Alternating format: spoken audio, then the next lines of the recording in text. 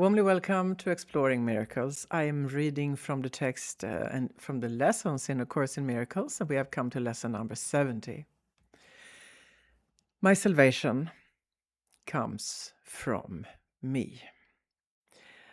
All temptation is nothing more than some form of the basic temptation not to believe the idea for today.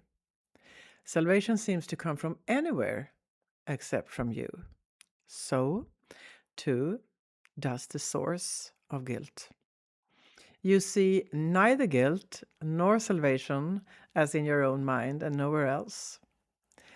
When you realize that all guilt is solely an invention of your mind, you also realize that guilt and salvation must be in the same place.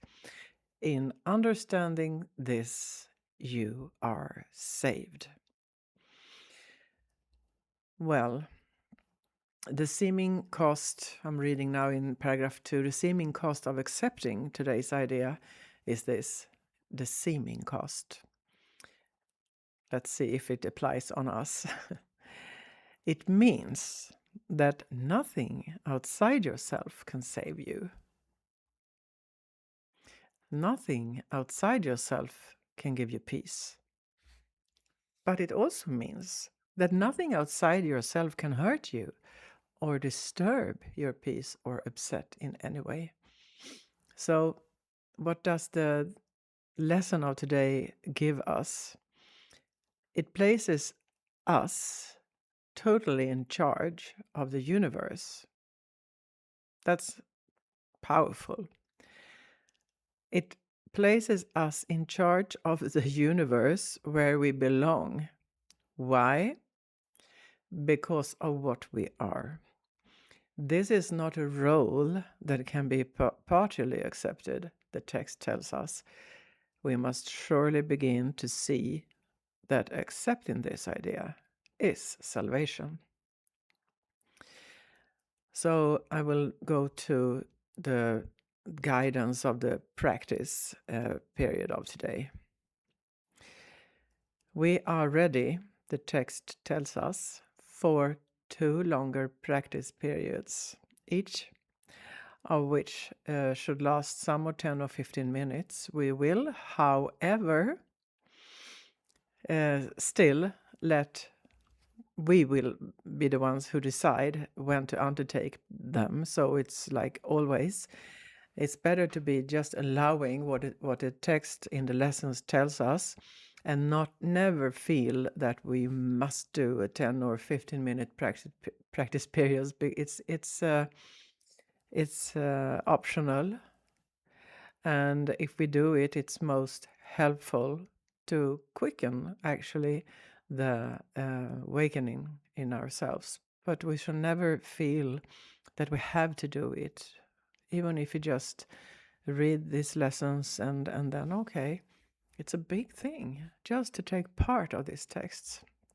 Okay, that was one of my extensions. I will continue with paragraph 7, go deeper a bit into what kind of practice we are encouraged to do today.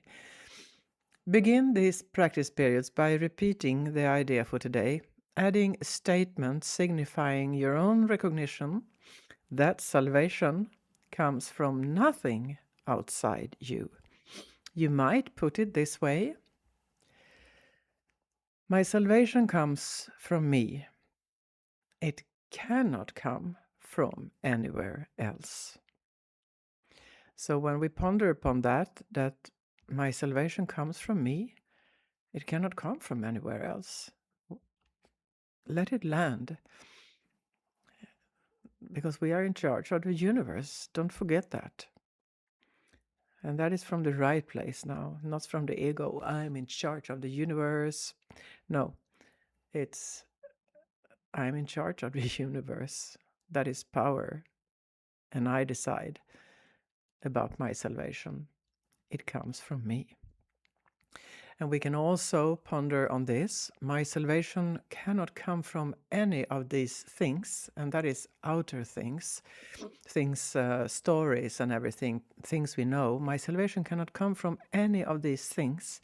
My salvation comes from me and only from me. In the lesson previous to this one, lesson number 69, we were guided into a practice, a kind of very, in my opinion, lovely and meditative practice, where we imagined a vast circle, and we imagined ourselves outside that circle, and a totally clouded circle sky of dark clouds. And now we will continue on this vision and how to get rid of the clutter of the mind that might tempt us to blame the story or others or some event or anything for hindering our salvation. That is always a temptation, because there is always a little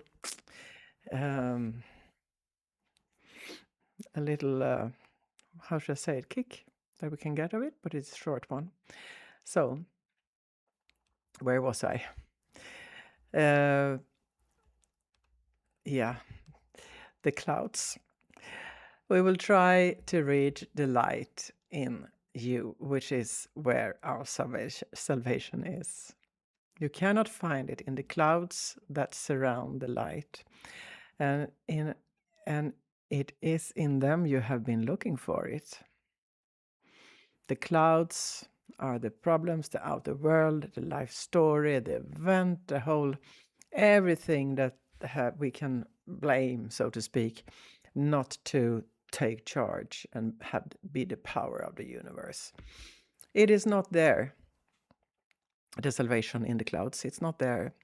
It is past the clouds and in the light beyond. Remember that you will have to go through the clouds before you can reach the light. But remember also that you have never found anything in the cloud pattern you imagined that endured or that you wanted. And I guess I'm not alone of fumbling about in clouds looking for freedom and happiness in my life, but I didn't find anything. So I will just continue. Paragraph 9. Since all illusions of salvation have failed you, surely you do not want to remain in the clouds, looking vainly for idols there, when you could so easily walk onto the light of real salvation.